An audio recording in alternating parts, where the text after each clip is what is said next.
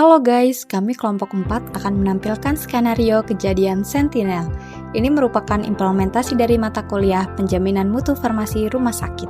Sentinel event merupakan kejadian tidak terduga yang fatal atau berdampak parah, bukan karena penyakitnya, namun terkait dengan pelayanan, termasuk kesalahan terkait obat atau resep, dengan tujuan menjadi indikator kerentanan sistem, pemicu analisis mendalam atau RCA, untuk menemukan kegagalan sistem, bukan menyalahkan individu, dan meningkatkan mutu pelayanan farmasi menyeluruh.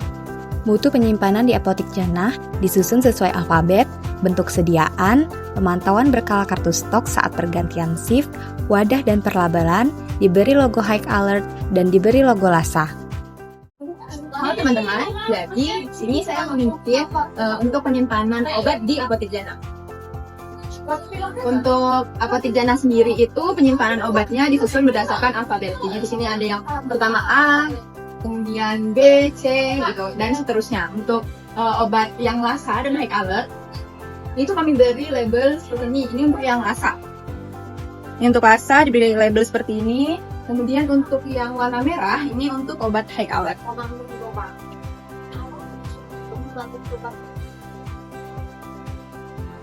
Kemudian untuk rak yang sebelah sini, di sini ada obat pates. Kemudian ini khusus untuk obat sirup dan sini untuk penyimpanan obat OTC. Kemudian ini untuk obat generik. Nah, karena di apotik kami memiliki praktek dokter anak, kemudian di atas sini ada penyimpanan susu untuk kebutuhan pasien.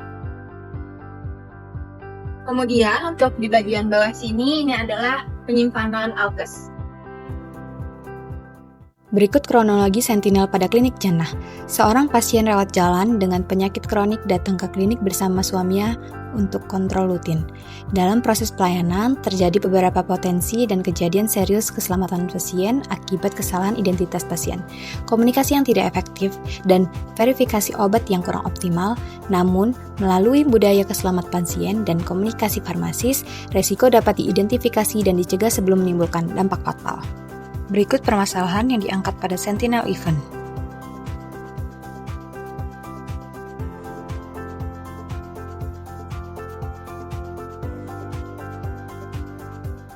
Ada yang bisa saya bantu, Ibu?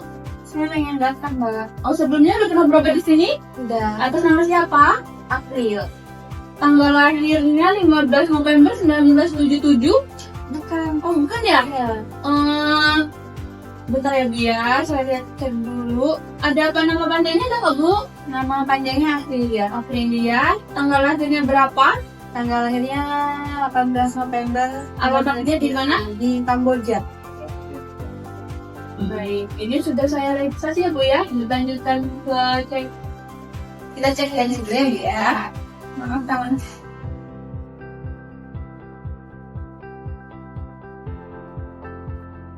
Ibu tekanan darahnya tinggi ya, Bu ya. 150/90. Ibu sebelumnya ada riwayat penyakit apa? Sebelumnya ada hipertensi. Oke, Ibu saya catat dulu ya di rekam medisnya. Ibu berarti hipertensi ya, Ibu. Selain ini, Ibu ada riwayat penyakit lain? Saya ada penyakit diabetes sama ada luka bakar di kaki kanan kiri hilang nafas. Oke. Ibu sebelumnya ada alergi obat? Saya alergi sulfa kembali. Sudah, Ibu, silakan ditunggu. Nanti saya panggil untuk periksa ke dokter ya.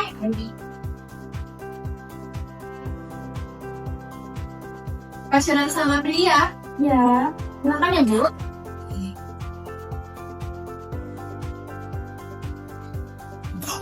Ya, Ibu, silakan dulu. Ibu, ini tekanan darahnya tinggi ya? Jadi kita periksa dulu, Ibu. Boleh coba ini untuk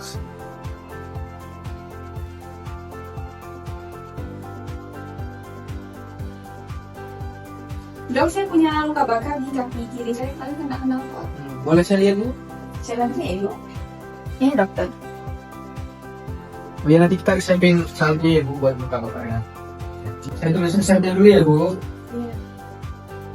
Mohon maaf dokter, ini pasiennya alergi sulfa dan menderita diabetes, dokter. Oh, iya. Kasih ya, Sus. Iya, sama-sama. Ibu ini resepnya nanti tebus di instalasi farmasi ya Ibu pokoknya. Kasih ya dong. Ya semoga sembuh. Bu Aprilia. Benar dengan Ibu Aprilia ya Bu ya? Ini tanggal lahirnya 18 November 1977 ya Bu ya. Alamatnya dari Kamboja. Ibu, sepertinya ini resepnya kelebihan dosis ya. Oh iya, saya dulu ya resepnya. Iya benar, ini dosis ovalin terlalu tinggi dosisnya. Dia sehari sekali, 3 kali sehari. Seperti dokternya salah nulis. Jadi kamu dimasukin dokternya dulu ya. Halo dokter, iya saya Halo, Bu. apoteker penanggung jawab di apotik. Saya mau izin konfirmasi dokter. Iya kenapa Bu? Iya, untuk obat ini amlodipin saya rasa dosisnya terlalu tinggi dokter. Oh apa iya Bu? Untuk pasien rawat jalan, dia amlodipinnya 5 mg 3 kali sehari sudah makan. Seharusnya 1 kali sehari sudah cukup sih dokter 5 mg. Untuk ini apakah penurunan dosis dokter? Iya Bu, turunin aja jadi 1 kali sehari sudah makan ya. Untuk sediaannya tetap aja pakai yang 5 mg. Oh ya baik, dosisnya akan saya turunkan ya. Jadi aturan pakainya 1 kali sehari sudah makan tetap 5 mg. Oke, terima kasih. Oh, iya. Baik, sama-sama dokter. Berikut resep obat dan dosis yang salah. Berikut penjabaran insiden sentinel yang dapat dicegah.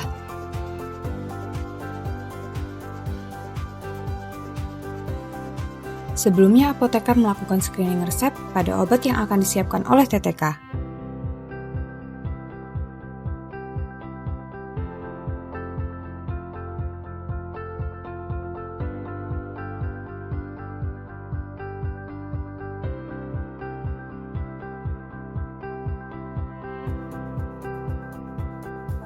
Permisi Bu, ini ada resep baru masuk. Tolong di double check ya Bu ya. Kasih ya. Iya.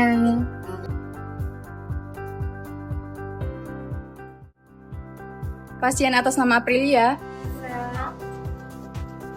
Jadi Mbak, ini obatnya ada 3 item. Yang pertama obat hipertensinya amlodipin. Dosisnya 5 mg diminum 1 kali sehari.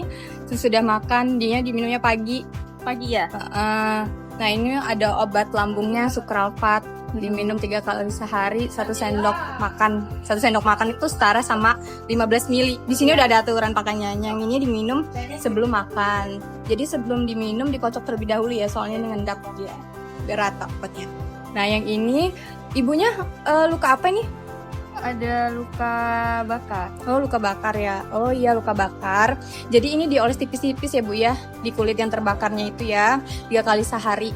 3 kali ya? 3 kali sehari. Ibu biasanya kalau abis berbaring atau tidur langsung berdiri atau duduk dulu ya Bu ya? Biasanya saya langsung berdiri Bu. Nah itu tuh bisa ngaruhin tekanan darah juga Bu. Nah yang biasanya kita dari duduk langsung, dari tiduran langsung berdiri, itu bikin kepala kita kelayangan atau pusing. Nah jadi tubuh itu perlu menyesuaikan diri, jadi tekanan darah kita agar tidak melonjak gitu Bu. Nah juga memberi waktu untuk otak itu sadar dulu sebelum kita beraktivitas, makanya perlu dijeda dari berbaring ke duduk dulu. Oh jadi saya harus duduk dulu ya nanti kalau misalnya bangun tidur. Iya benar. Ibu juga disarankan di rumah ada alat buat cek darah yang otomatis itu nggak Bu? Yang digital? Ada. Oh ada ya. Nah di rumah nanti sering-sering kontrol rutin ya, biar kita tahu darahnya stabil apa enggak gitu kan. Terus kalau misalnya ngerasa pusing ataupun ngerasa mual atau muntah yang berasa nggak enak, langsung aja ke klinik terdekat atau rumah sakit terdekat buat kontrol gitu ya Bu ya. Ada lagi Bu yang mau ditanyain? Saya mau nanya yang sirup ini. Ini kenapa sebelum makan ya minumnya? Rata-rata untuk obat lambung itu diminum sebelum makan, karena untuk sukralfat sendiri itu tujuannya untuk melapisi dinding lambung Bu. Ketika perut kita lagi kosong, di asam lambungnya lagi naik. Nah, jadi dinding lambung itu dilapisin terlebih dahulu sebelum ada asupan makanan. Nah, ini juga diminum 1 jam sebelum makan direkomendasiin, atau 2 jam setelah makan juga nggak apa-apa. Yang penting dalam keadaan perut kosong. Ada yang mau ditanyain lagi Bu? Satu lagi, saya ingin tahu ini expirednya ada nggak ya atau bisa dipakai terus sampai habis. Oh gitu. Nah untuk obat-obatannya ini expirednya udah sesuai dengan kemasan Ibu. Biasanya 1-2 tahun. Cuman untuk obat sucralfate ini ada expired setelah dibuka sekitar 1-2 bulan. Nah untuk yang bioplacenton ini kan obat salep. Nah dia expirednya sekitar 6-12 bulan aja. Oh iya. Jadi nanti kalau misalnya obatnya masih ada tapi udah lewat dari expired dibuang ya? Iya dibuang aja. Nanti kan biasanya kalau obat kayak gini itu dia ada perubahan Bu, kayak bau, rasa, dan warna. Nah kalau misalnya di awal sudah warnanya berbeda sama setelah dirasa expired, sebaiknya dibuang aja, beli yang baru gitu. Disarankan juga Ibu untuk penyimpanannya. Biasanya Ibu nyimpennya di mana? Biasanya sih saya nyimpennya asal-asal sih, kadang di atas meja, kadang dalam kulkas. Oh, jangan kayak gitu ya Bu ya. Soalnya obat-obatan ini ada stabilitas obatnya. Obat-obat untuk obat-obat ini stabil dalam keadaan suhu ruangan. Suhu ruangan itu 25-30 derajat. Nanti kalau misalnya tidak sesuai suhu ruangan, dia bisa merusak obatnya, bahkan mempercepat expired dari obatnya. Gitu. Udah lagi Bu tanyain? Berarti saya simpennya di kamar boleh? Di kamar boleh, kamar termasuk suhu ruangan. Juga disarankan Ibu ini kan obat-obat yang kimianya ya. Di rumah sering olahraga, situ tidur yang cukup, terus kurangin juga konsumsi garumnya. Terus makan makanan yang tinggi kalium dan juga buah-buahan dan sayur seperti kayak alpukat, terus brokoli, itu bagus untuk darah tingginya. Dan juga jangan stres ya Bu ya, dikelola stresnya ya. Ada lagi Bu yang ditanyain? Udah cukup jelas Ini aja. Oke Bu. Obatnya nanti ambil di kasir ya Bu ya, sekalian pembayaran nanti dipanggil. Oke, terima kasih Bu. Semoga sehat selalu. Pasien atas nama Ibu Aprilia ya Bu ya tadi ya, habis dari dokter umum ya. Biaya administrasinya sama obatnya itu totalnya 150.000. Ibu badannya mau kayak apa? Ada. Badannya 150.000. Enggak bisa. Obatnya. Terima kasih Bu.